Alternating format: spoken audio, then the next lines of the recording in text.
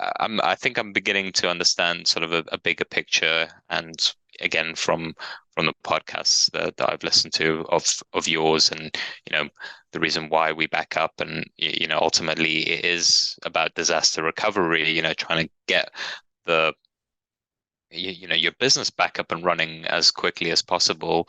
And from times I've listened to you, there's been examples where maybe it was actually more cost effective and timely for that organization just to pay the ransomware, probably cheaper as Yeah, well, than face that unfortunately, yeah. downtime, which is a really so it seems to me kind of like a no-brainer to preempt that and have these tools in place to make sure you can recover quickly. Completely justifies the spend, from an enterprise level.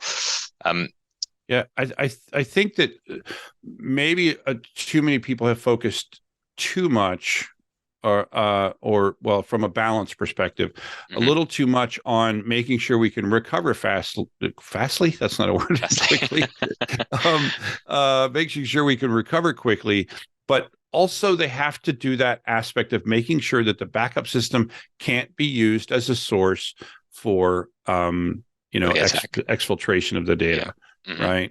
That I think that's the part that I think most people are they're falling down on, right? What's And the sorry to interrupt. What's the situation where, let's say, you've had a ransomware attack, or you've got there's some malware kicking about, and mhm. if is it likely that it's infected the backups as well? And what's the vulnerability there? Well, well, the Does that happen? concern, yeah, I mean, there's multiple concerns, right? So that yes, it's infected the backup system, and then it's encrypting the backups, right? That's Hmm. one, and what that does is it says, well, so much for the backup system. If you didn't Hmm. protect that, at least that copy, and hopefully you've got a copy in the cloud, right?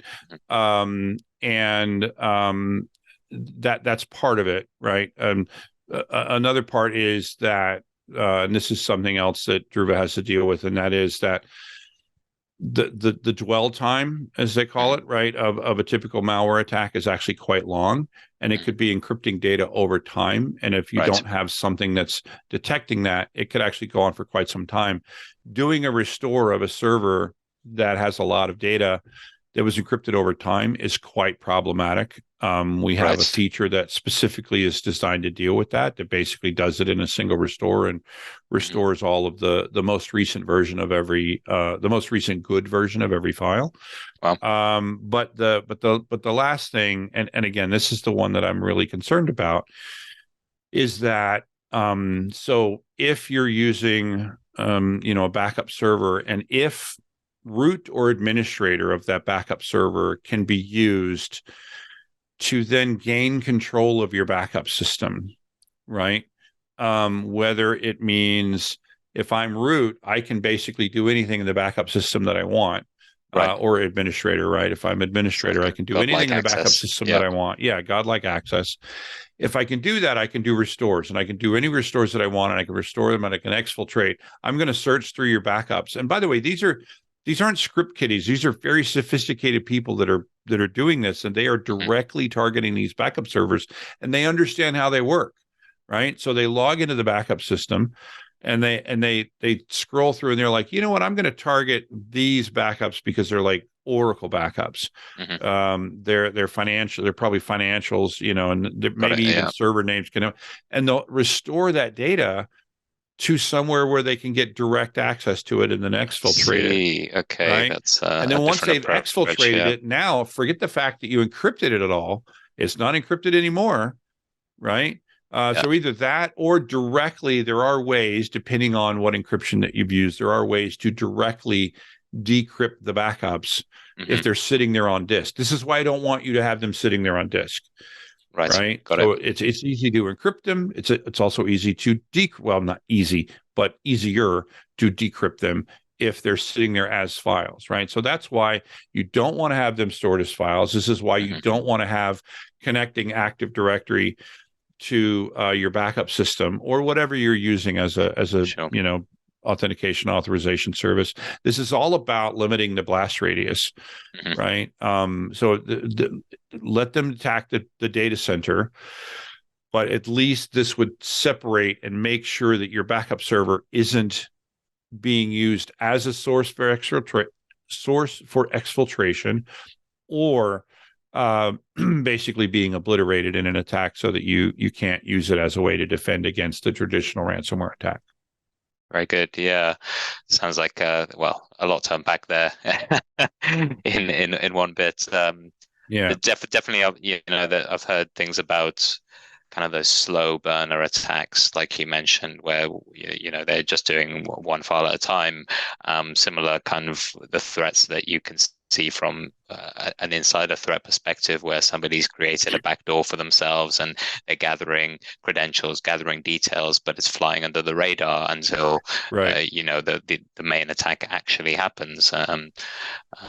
But yeah, definitely a little bit more tricky from a disaster recovery because you don't know when it started and which areas are have been Yeah, affected. we had a pretty interesting episode. I don't know if you listened to it, where it said ransomware victim tells her story, I think is what we had. Okay. And um, what we learned from them, at least in their case, it took them far longer to figure out what they needed to stop and restore than it did to actually do the restore. So one Sure. of the hardest parts is to, you just got to you just got to shut down everything, and then you bring up systems one at a time, and then you look at that system to determine if that system has been infected, right? There's infected and then there's encrypted, right? So if it's encrypted, it's going to boot up with the thing, right? With the little warning, right?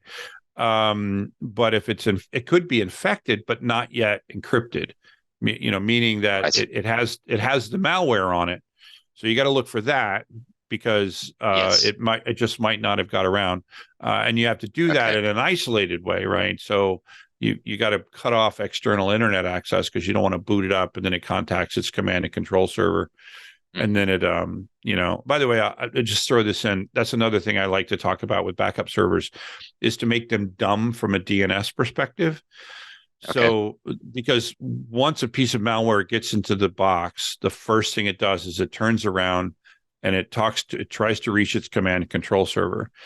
And what they're Hmm. not IP addresses, they're domain names. And there are these really weirdly long, strung together domain names that essentially is a command, in a domain name. Well, if your box can't respond to basic DNS requests, Hmm. it's not going to be able to contact its command control server. So that's another thing that I like to talk about. But so yeah, so you've got to do all of that. And you got to do that kind of one server at a time, very intently. And I think they said it took them 2 weeks it was either a week or 2 weeks just to identify what it was that they needed to restore. Yeah, so it's just, it's a mess. Um, Sounds yeah, like it. So that's why nobody wants to be the disaster recovery that's backup guy. exactly it's You exactly just have right. to It's fall exactly into it right. from the Navy, right? Yeah, Am I right? yeah. That it was from the Navy, wasn't it? That you kind of I did. Yeah, had I your started in the uh, Navy, and I didn't do computers in the Navy. I took a correspondence course in the Navy, okay but yeah, I got my first backup gig right out of the Navy, and I in the got it bank. because it was the job I could get. Right. I Hmm. was just interested, quote, in computers. And they were like, "Well, there's some computers. You can be the backup guy." And I'm like, "Okay, okay, it's a It's job. kind I'll of take it." Right? Yeah. little bit similar to the last 12 months of my life where I fell into I get it. This is a sales role, not a technical role, but Hmm. from being a teacher of English in China for 2 to 4 years, and then going into headfirst into the cybersecurity world is definitely a steep learning curve. But A little I bit. do feel like I understand the backup scene a little bit better now. So thank you very, very much for enlightening me there, Curtis. Yeah, I think there were a few other little questions like the difference between cyber recovery and disaster recovery. If you have a little blurb on that, Yeah, what would sure. you say? Yeah, well, basically one is a subset of the other, right? A lot of people focus just on the DR.